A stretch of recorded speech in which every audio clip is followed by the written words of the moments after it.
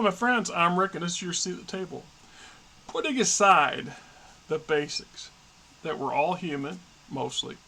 We've all originated from Earth, originally. We're obsessed with big, snompy robots, and that sort of thing. 5 things that the inner sphere houses have in common. Every house and most of the factions are utterly convinced that it's their idea for manifest destiny is the only one to pursue. And that's typical of human nations and human society and human tribal all the way back damn near to the Stone Age. Since the earliest concepts of civilization begins to set in human history, everyone decides my way is best and it's my way or the highway. And so this is common throughout the inner sphere and the periphery and the clans. It's just the common thread that ties everybody together. It's just the fact of it is that they believe they should be the dominant force in the galaxy. And they strive at every level, every possible way to achieve this. Some are more successful than others, some less so. But at the end of the day, those crucial differences on how we want to live, how we want to be ruled, who we want to rule us, what kind of system we want to be under, all that stuff varies from faction to faction, from house to house, from periphery houses to the clans. Everything's varied. But the fact of the matter is, in that whole idea, that whole basic concept is how the inner sphere is connected. And there's no one right or wrong way. Because if that was true, then the game wouldn't work very well. That's just my personal take on that. It's a thought. So our second common thing is that all of these houses are governed by some sort of a nobility system. Yes, there are numerous political entities across the inner sphere and beyond, and hundreds of planets that have so-called democracies and so-called theocratic beliefs and so-called this, that, and the other. But at the end of the day, all the houses, specifically all the houses, and most of the periphery nations, have a nobility system established. How this nobility system is approached and applied varies from house to house, in part based on their philosophy. Obviously, the Cronus Combine perhaps has the least nobility system set up, but to say that they have no nobility system is a fallacy, because it's just peppered throughout the novels and the stories and the source books that they do. Not to mention the fact that their factions are, ruled by sometimes appointed people and sometimes by people that are appointed by birth, state of birth. While the Commonwealth traditionally has the most well-established, clear-cut nobility system, right? I mean, it's just the fact that they all share this in common. And in a lot of ways, why would you resort to an actual archaic system of rulership? Keep in mind, especially in the earliest days of the development of the inner sphere, when the exploration expansion, and we had many, many smaller states, if you will, and in competition with each other, biggest problem, this has plagued humanity until even into modern times, is the sheer vast distance between systems. To have one person ruling everything with an iron fist from a central chair on a specific world, expecting that their decrees and their desires and their demands to get processed, that the farthest edges of the house space controlled region, it's kind of naive in a way, and not practical in the worst kind of way, because if we've seen this, the Dark Ages hammers this home. This is something that early BattleTech players and mid-era BattleTech players took for granted. And it wasn't until the HPG network gets crashed that we really begin to see the chaotic truth of distance and space. The inability to instantly transmit or almost instantly transmit orders or responses or questions or answers to the furthest edges of a given house's territory complicates things at the least and really freaking messes things up at the worst. And in part, that's why the various houses were in the state that they are. And the houses that were already shaky ground to begin with, i.e., the Free Worlds League, disintegrate. And the Commonwealth not too far behind them. And they're now trying to put those pieces. Yes, there's lots of other mitigating factors as to why that is.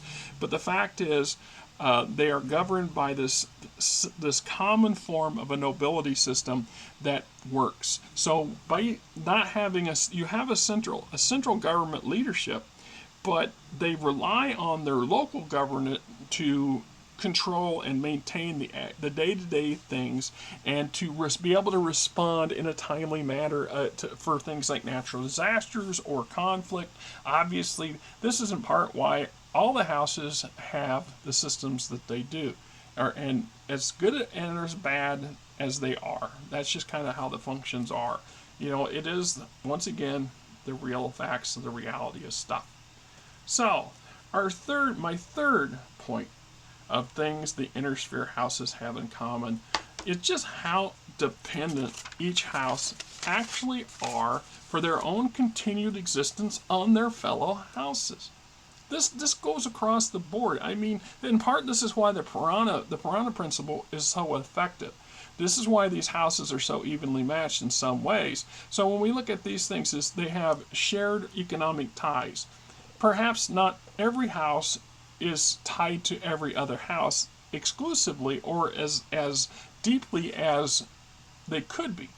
The house created being the least economically tied of all the great inner sphere houses, to their detriment. There's one of the reasons that the Draconis Combine is considered a poor house by most standards is because they do not have a robust economic trade system with their surrounding houses. They do trade, but it's a very convoluted system and not very effective or not very efficient in many ways. And more importantly, mostly they are consumers. The Combine consumes more than they produce when it comes to things like interstellar trade. So this has a problem. Second point within this point, knowingly or not, each house depends on the fact that each of their neighbors are more than likely to jump on another house that displays weakness. And invading a rival house does open you up to an attack by other rivals. This is also traditional Battletech 101. So, like I said, the piranha principle. It applies to the periphery, but it also applies to the inner sphere, the great houses. We see briefly a lapse in this. The inability of the Kepton Alliance members, i.e. the Free Worlds League, the Compelling Confederation, and the Combine, to get together and really work effective as a team is proven to their detriment during the Fourth Succession War specifically. And we see that where the House Steiner and House Davion coming together, even in the less than stellar merger that they were attempting to pursue, the fact that they worked together, combined each other's strengths and weaknesses, and tried to combat each other's strengths and weaknesses or complement each other, goes to the great effort or the great lengths to show just how reason why they were so successful in the Fourth Succession War. And I have little illusions that had House Karita been the target and not House Liao, House Karita would have been just almost as bad off as House Liao in the long run. The only thing that House Karita has going for it in that scenario is its sheer size. The fact that the distances and jump times it takes to get between systems grows as you go further out means it would have taken the Steiners and the Davions a lot longer to do significant damage and to conquer significant territory as they did with the Confederation. The fact the Confederation was already compact in size worked to the FedCom's advantage. So when we move up to the next point in this point, humanity, i.e. the Star League, doesn't rise and fall for nothing. So the houses come and go. The opposite seems to occur. So when we look at the height of the Fourth Succession War, the future FedCom, the House Steiners and House Davion are on the top. They're on the high end, and they've achieved most of their goals. They've significantly reduced the compelling Confederation as a threat. But keep that in mind. Significantly reduced was not completely eliminated. House Liao did not fall. They were not completely wiped out. They were not so devastated that they were not going to stand up again for another 100 years. And the fact of the matter is that once the Combine did get motivated, and to a tiny lesser degree the Free Worlds League, the steam and ability for the Federated Commonwealth forces to push their agenda was falling flat. So they did not have the ability to totally conquer and eliminate House Liao. For a brief moment, imagine how different things might have been had the Free Worlds League sided with the Davions and Steiners. Well, I know that they're not going to, the Free Worlds and the Steiners are mortal enemies in a lot of ways. And that's by design. The game doesn't work well if it doesn't have foes. So the fact that everybody has a border that borders at least one other house that's fanatically obsessed with destroying you or putting you in your place is by design and on purpose. So had the three of the five great houses ganged up on the other two, things would have turned out much, much different. And probably at the end of the day, would they have been glorious in rebirth of a new Star League? No. We would have had the same problem. The players might have been different, but the way the chicanery and stuff works and the political machinisms work, the FedCom's alliance was doomed in the long run anyway, and that's my opinion. Another common thing that they have that guarantees their continued reliance on each other is shared technology. When we talk about galactic corporations, which come up every now and then, and in truth, maybe not as popular a faction or entities as mercenaries are to play, but the corporations play huge roles. And these short stories and these long novels all point this out again and again and again. And I think a lot of players tend to shortchange themselves in some ways when they don't realize just how broadly things are. So if you look at engagements like the original Great Death Legion, for example, the Great Death is in competition not with the Great House of Kurita, or in defense of the Great House of Steiner. No, they are on some punky little frontier world at the far near periphery that's got to basically come under the interest of a specific warlord / noble with a lot of resources within the Combine, who makes it his, the Red Duke, Duke Reichel, for example, I'm specifically talking about. And he uses his own sources, his own resources, his own military units to conduct his machinisms and his plots and plans. This is going across the board, across the great houses, across the inner sphere and beyond constantly. This is in part and parcel of how things go. And so one of you guys once posted a post asking me about why so many crappy mechs and why do they keep seeing use. Now, why is the Irby so? Well, it's much maligned and hated by so many people, yet it's quite popular with other people. And part is because we're looking at an onion.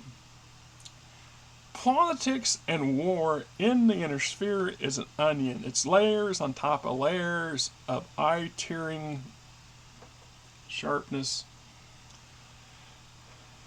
So if the House, for example, the Federated Sun at the height of the Fourth Succession War had 80-odd regiments, regimental combat teams and assorted regiments to their official muster.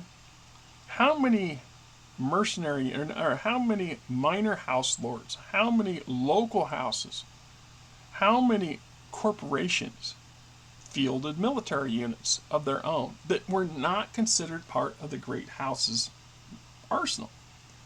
So for every one mech that your favorite Grace house fields, there could be 4 or 5 more within their house within those same house borders that are not controlled by the house. And grant you, they're going to be in significantly small numbers, which it should be. You shouldn't see minor nobles on some 2-bit world fielding entire regiments of high-end technology and highly trained mech warriors and stuff like that on a regular basis, because that would be, once again, chaotically disruptive. But on a smaller scale, they outnumber the great houses. If all these entities got together one day and decided to crush a great house, it could happen. In theory, it could happen, because that's also how the system is set up. The shared technologies also goes beyond that, because most technologies that are used across the inner sphere and into the periphery were established during the so-called golden age of the Star League. So the Star League standard. Now, I've had a few minor disputes with some people not too long ago over this very concept, but let's just take munitions for example. A standard short-range missile, SRM, can be loaded into any SRM launcher produced that can fire. And it doesn't matter if that that munition was manufactured by House Liao, the Terran Concordat, Comstar, the clans. It doesn't matter. They all share the same dimensional mathematics, scale, caliber, size. They're identical. Yeah, the argument was no. There's a mention in 1 or 2 of the core book, the recent core books that suggested that house millimeter or whatever between this weapon system and that ammunition is different from one house to the next, and I have never seen any hardcore proof of that. And I also know that I don't see repetitive hardcore proof of that. So if it did crop up one time in quote canon in a source book, it quickly was left on the table or swept into the trash can, because it doesn't carry over. It's not conducive. It's not one of them things that we want to be bogged down with. So munitions are munitions. Once again, when I talk about my game, the game that I've worked so long with and still have never seen in publication, my would-be Stellar Frontiers, my munitions in there comes under the category of a manufactured material called weapon material. Or weapon, weapon, it's WE, and it's in essence a ballistic block that can be shaved off by whatever machine you're shoving it into. So, an ammo bay for an autocannon in Stellar Frontiers is not going to be actually loaded with a bunch of shells. It's going to be loaded with this semi-morphous material that will then turn itself into a bullet and shoot through that cannon. Why? Because it simplifies things. So the fact that everybody across the great houses actually use a lot of the same technology and the same knowledge, and it's not so widely dispersed and so widely different from each other that it means that they are isolated even more. It's the opposite, in my opinion. My opinion, it's my belief. All right, so let's move on to point 4. One of the fourth reason that the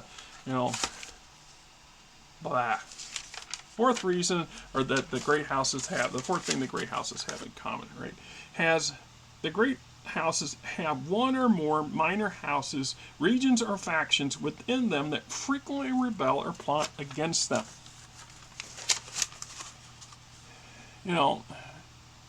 It's whether it's for control, they want to lead the house, to gain their freedom. So if you look at the Sky Rebellion, the Sky region of Sky in the Confederate, or in the Commonwealth, constantly wants to gain its freedom.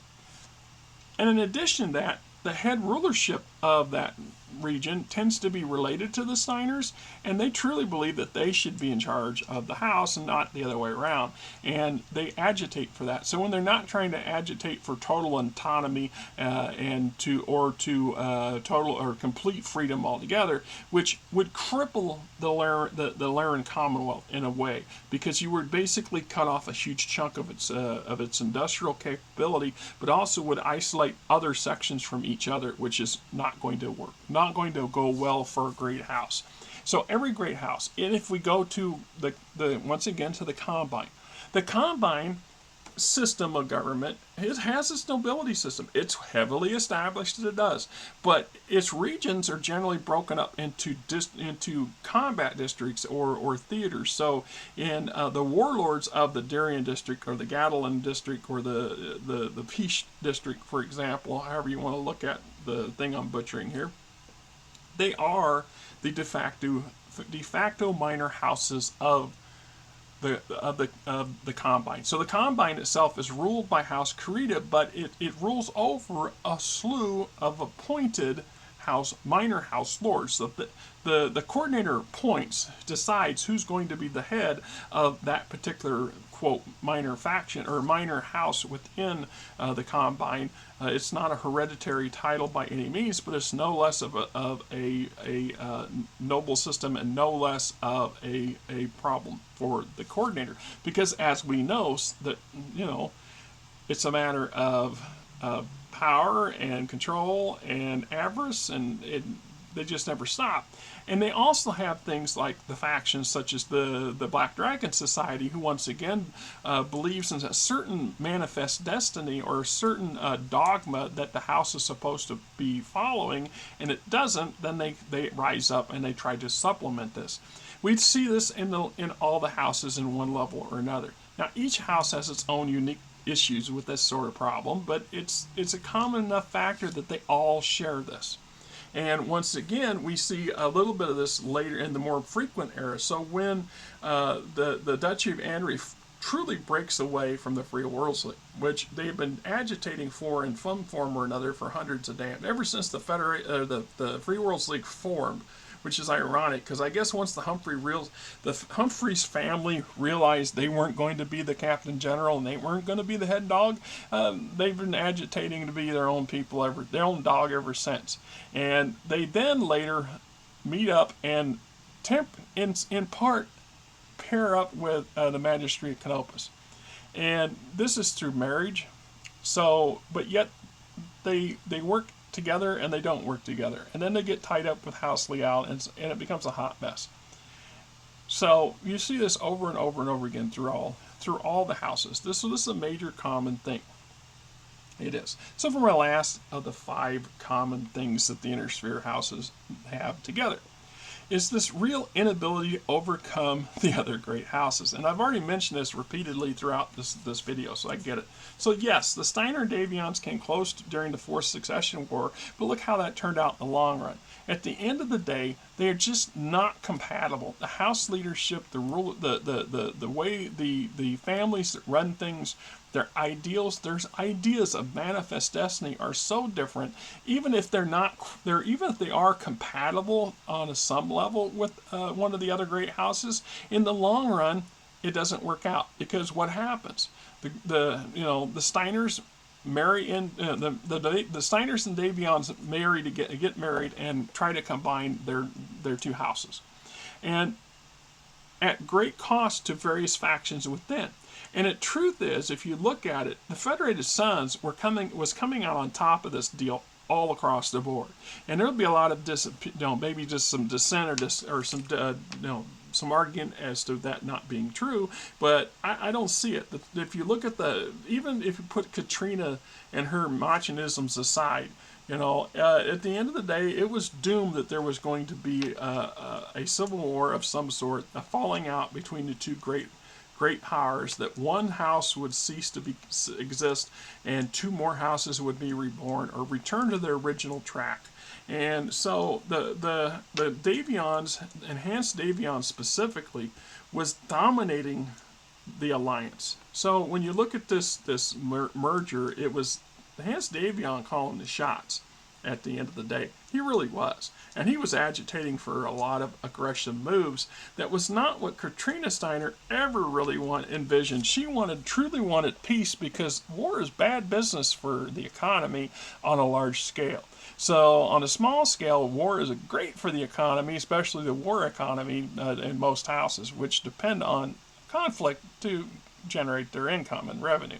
So, so the fact is that the houses have so much in common that it's that common factor, in my opinion, that guarantees a never-ending litany of conflict, distrust, and backstabbing, and I shoot you in the face kind of mentality.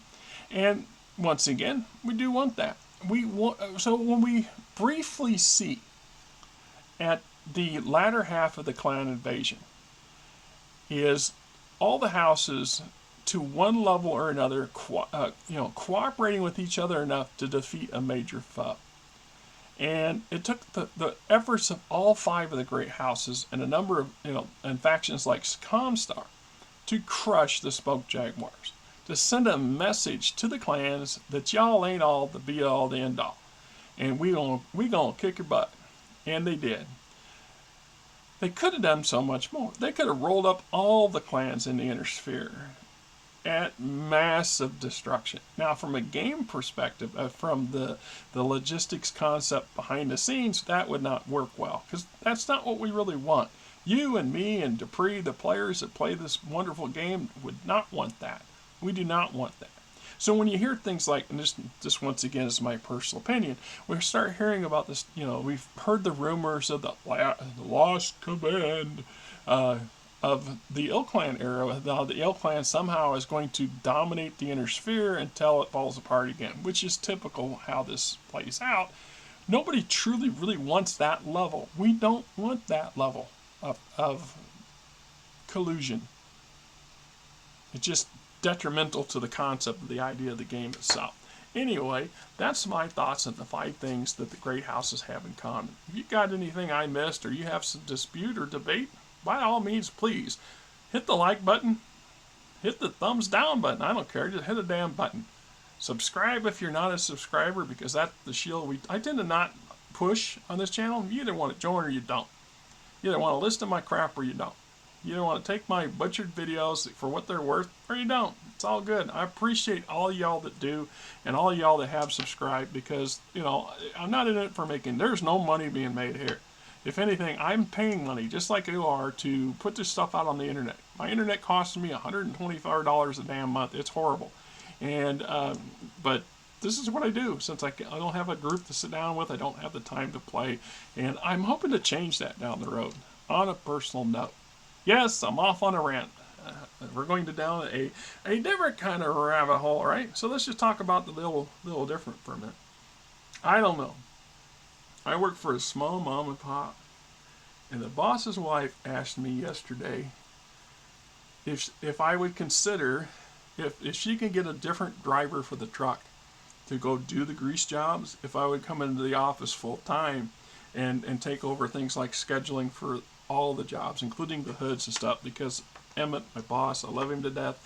He's having issues. Mostly he's having health issues, but he's in his mid-60s and he's burned out, and he's getting fed up and tired, and it's taking its toll on him and the company.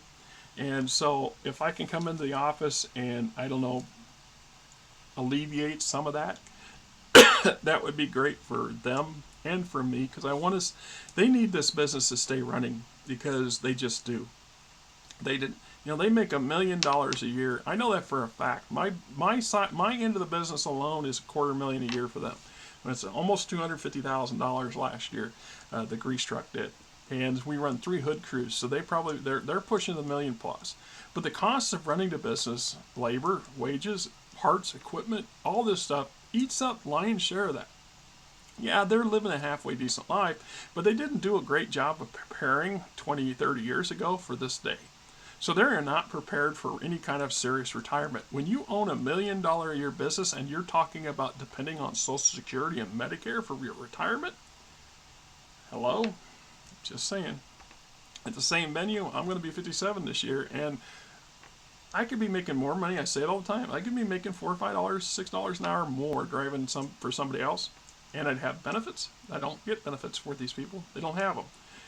But I have a lot of perks, and I'm kind of my own man, and that there's a lot to be said about that.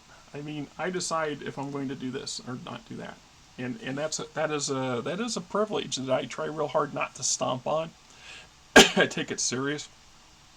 So if I could go into the office and work days and not have to work all the crazy ass hours I work, that would be huge.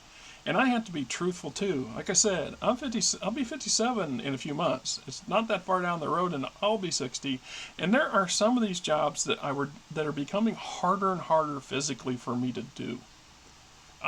Some of these late all night jobs are brutal, and then trying to catch up some sleep and then go out the day after and do daytime jobs.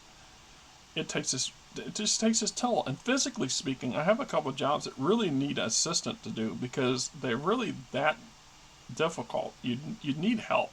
Unless if you're a younger person, you can do a lot more physically than I can do. And I'm beginning to realize my limitations, and I'm not trying to completely destroy my physical being in the pursuit of keeping my wife and I housed and fed. But I also have to have a job. I mean, that's just the nature of the world that we live in. So once again, if this pans out, I don't know that she was going to talk to him about it. My gut tells me he's going to jump on this. He hates coming in the office anyway. The fact that he doesn't causes no end of problems to to their side of the business. In part because days can go by that jobs don't get priced, that accounts don't get serviced, that things go unattended to. Well, if I could step in and fill in those shoes and help him in that way, and get myself some normal hours, maybe I can set it up so I can go out to local to Mayhem Comics once a week or twice a month and sit at a gaming table and actually get some gaming in. That would be awesome. I mean, it really would, and and my sleep would be better, I think. But that's just me, and that's my opinion. Anyway, till next time. What are you gonna do? Have a great weekend.